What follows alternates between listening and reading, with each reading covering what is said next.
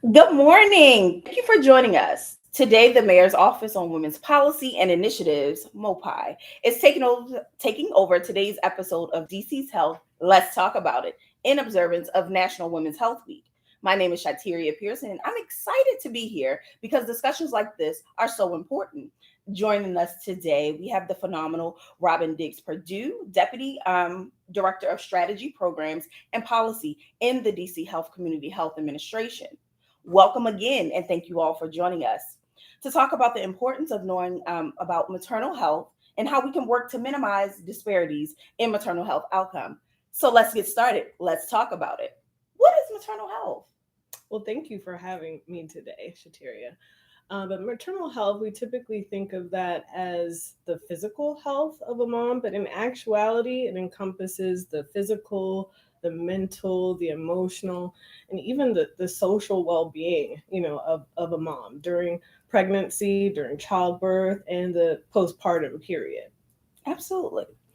So, since you gave us the background on maternal health, how would you say maternal health is measured? There's various ways that we measure maternal health. It starts with the health of the mom prior to pregnancy.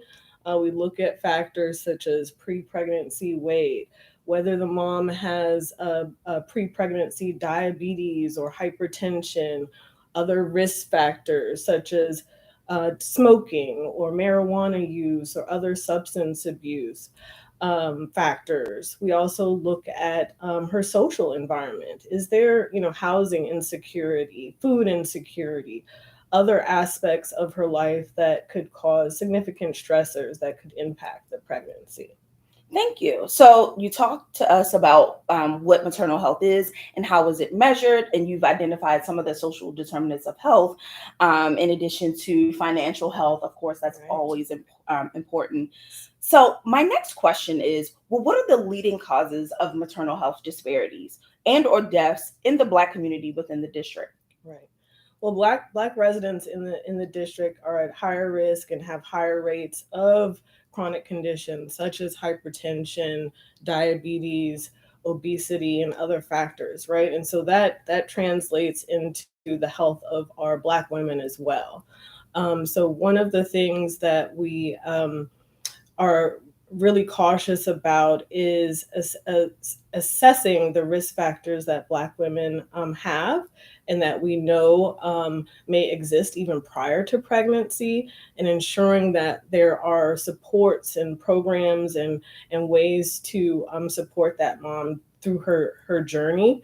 Um, the Black women in the district are almost four times more likely than white women to have preeclampsia and eclampsia during pregnancy or childbirth, which are seizures and high blood pressure and other um, um, medical conditions that really cause significant complications as well as potentially death. And so it's really critical that moms enter prenatal care as early as possible, and that we also have these other programs and services available to moms through her journey. Okay, thank you for that. Robin, can you talk a little bit about some of those resources? Sure. So at DC Health, we have a multitude of programs and services that we offer to moms. The first is calling our 1-800 Mom Baby call line, right? If you have any type of question about pregnancy, anything that's going on with your child, anything about your health, maybe you're even planning to become pregnant, please call our line and we have care coordinators who can assist you and connect you in with other local services and programs that we have. We also have partnerships with many health systems in the district, as well as our federally qualified health centers to provide evidence based programs and services for moms. If you're a Medicaid beneficiary, you also now have access to doula services as a covered benefit under Medicaid. And we also have our typical programs like WIC, which provides nutrition programming and services to mothers and their children. We also have our Healthy Start programs and our home visiting programs, where you can also receive support either virtually or within your home, to help you learn more about how to care for yourself as well as your baby, and to support you through anything that you might be going through during that time, whether that's a health condition, or whether that's emotional support that's needed. Thank you so much for that information regarding services here in the district, and just giving information on what we can do. So, my next question is, what advice would you give to help women and their families best advocate for themselves to have positive birthing outcomes?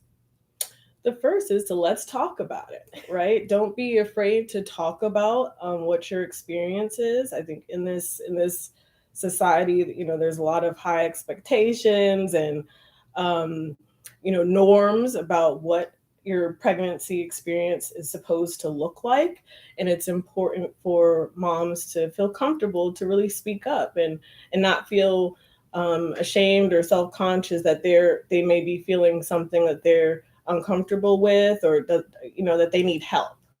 The second is to understand your body, and understand what feels right or doesn't feel right as you're engaging with your healthcare provider. If you go to a visit and you're engaging with a healthcare provider and you don't feel like you're receiving the care that you want, you can switch providers. You can speak up. You can talk about what you want, what your birthing plans are, and not be afraid to ask for assistance, or to ask for what it is you want your experience to be. Perfect. So, what I'm hearing you say is, women and their families, their partners, are when they go in armored with the tools that they need. Mhm. So, identifying what services they would like to have, identifying their birthing plan, and getting a team of providers that are in alignment with that plan to basically curate the best birthing outcomes, in addition to maternal health care, care with your primary care physician prior to even considering becoming conceiving. Absolutely. So we briefly talked about what maternal health is, how is it measured, the instances in the Black community. What services are generally included in maternal health care? I know we talked about visits with your doctor, but are there any other services that are included? Yeah, sometimes there's a misconception about what the purpose of the prenatal care visits are, right? And it's important that we not just focus on the visits that include an ultrasound, right? But that we really focus on all of the visits that might be part of prenatal care, which can range from 10 to 15 visits, maybe more, depending on the circumstances. But it's important for moms to try to engage and attend those visits, because multiple things can happen.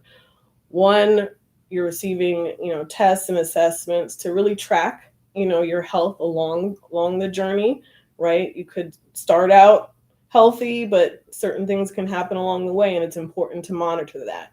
Also, monitor the health of the baby right along the way. It's also important to receive some of the education and learn about what to expect during the different phases of pregnancy, and what to expect once the baby's here, right? And so all of those things are part of the prenatal care experience in the clinical setting. And then we also have several community-based organizations that provide additional social support services, whether it's doula services or midwife services, or other social services to the mom to help her navigate, the life experience that she's having, as well as how to take care of herself and her baby. Perfect. Thank you for telling us about the services that are included in maternal health care. And we do know that education is one of the primary social determinants of health. So once we inform women, we have the option, well, the opportunity to transform lives. And so we do know that you all are providing tons of educational opportunities for women to be advocates for themselves, for their families, for their health. And so they can use those tools to, again, have better health outcomes. So we talked a little bit about the services here at DC Health, including Help Me Grow and their amazing referral line to connect them to different services. Do you want to highlight any other services that DC Health offers? Sure. We also have our Women's Infant and Children program, which is our nutrition services program for women. We also have a Healthy Start program, which provides care coordination services for mom and case management services for moms and their families, including their partners. We also have our collaboration with the DC Hospital Association for our perinatal quality collaborative. And that's where we work with our birthing hospitals on improving the quality of care and making sure that health equity is at the center of the care provided to our moms. Well, thank you again for all of the work that you're doing in recognizing the woman in her wholeness. And so we do know that maternal health is based on your health prior to conceiving. Yes. So, again, thank you for joining us and sharing all of this important information related to maternal health, birth, and reproductive justice here in the district. We hope that by sharing this information and this knowledge, we can continue to encourage conversations about maternal health care in the district and empower all women to advocate for themselves whenever it's possible and to ensure that they will have better birthing outcomes here in the district. During National Women's Health Week, it's this week. Woo! We would also like to encourage everyone to follow DC Health for important updates regarding the health for all women. And of course, DC MOPI on all social media platforms to learn more about the programs that we're rolling out, the activities that are for us, by us, tailored again by us, to support women and on their journey and maternal health. Also, please be on the lookout for Mayor Bowser's sixth annual National Maternal and Infant Health Summit happening on September the 19th. So again, follow us, DC Health, as well as MOPI to learn more updates regarding this summit. You do not want to miss it. It will be so many resources and connection to resources and information. And it's going to be very impactful for the district. So thank you again for joining us and stay tuned for DC's Health next segment of Let's Talk About It. Thank you.